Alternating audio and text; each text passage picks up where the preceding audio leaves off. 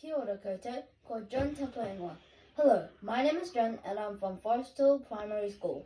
Today I'm going to tell you about what the diversity is between North and South Korea. I was born in South Korea, so I have lots of information about what's the difference between South and North Korea foods, different types of government, and what's the similarity about the two parts of the country. Diversity means facts about what's the difference. First of all, North Korea has lots of natural resources, so when North Korea and South Korea get unified again, they will be strong. South Korea has lots of freedom, but North Korea doesn't have those opportunities. South Korea's chickens are famous. There are lots and lots of different kinds of chicken. Deep fried chicken and marinated chicken are the most famous chickens in Korea. South Korea has over 25,000 franchise chicken shops across the nation. Some of the differences are that North Korea's government, Kim Jong-un, all the time doesn't let the people travel out the country. Secondly, the religion which South Koreans believe the most is Christians. South Korea also has a Buddhist religion, and North Korea doesn't really have religions because the government doesn't want people to think that there is a God more powerful than its leader. Third, South Korea's President Moon Jae-in is a strong and brave government. He leads South Korea well. Even though Kim Jong-un is a brave and strong president, he still is really mean to other people. Also, South Korea is really polluted, but North Korea is clean, so people go out every time. The similarities between North and South Korea is that they have lots of skyscrapers. South Korea is richer than North Korea because the South Korea's nominal GDP was around 54 times greater than that of North Korea. There are two types of government in the Korean peninsula. 1. South Korea. Democratic government which is voted in by the people at election time, and if they do a bad job, they won't get voted in the next time. 2. North Korea. Communist government is where a select group of powerful people decide who will be in charge and make the rules. The average person has no say in the rules of the country, and the communists tend to stay in power until there is a revolution. Some people called North Korean leader Kim Jong-un a dictator. Conclusion. North Korea is 1.2 times bigger than South Korea. South Korea's capital city is Seoul, and North Korea's capital city is Pyongyang. Seoul has over 82 skyscrapers, and Pyongyang has 14 tallest skyscrapers in North Korea. They have lots of diverse information, and this is all the diversity information and the similarity information that I can explain to you. Thank you. Hello, welcome, ciao, buongiorno, hola, kia ora. I'm Haley, and today I'm going to tell you diversity in learning styles and what works for me. Firstly, visual learners learn through seeing. Children who are visual tend to observe a parent or teacher's body language and expressions and learn through demonstrations. Visual learners understand best when they see information. Visual learners notice small details, so will remember faces instead of names. They're often quiet students who like to read, draw, and do arts and crafts. But on the other hand, auditory learners learn through listening. Children who are auditory learners learn through talking things through.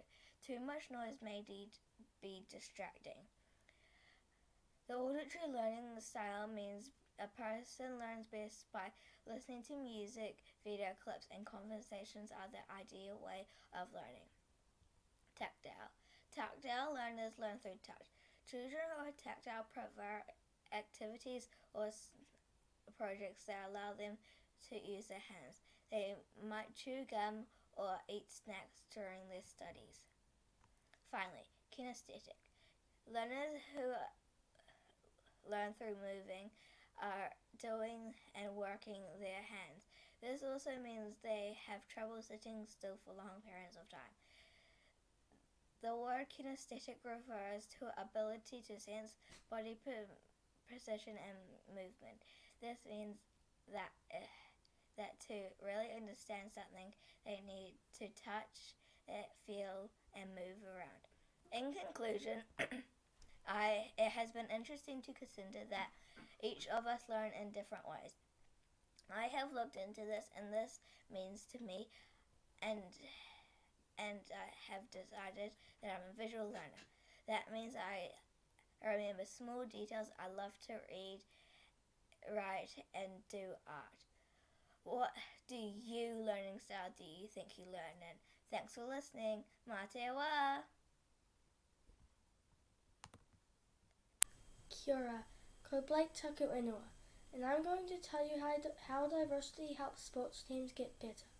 All of my points are about why diversity helps sports teams perform better, why everyone can't be the same size, shape or speed, how you get a bigger audience when using diversity in sports.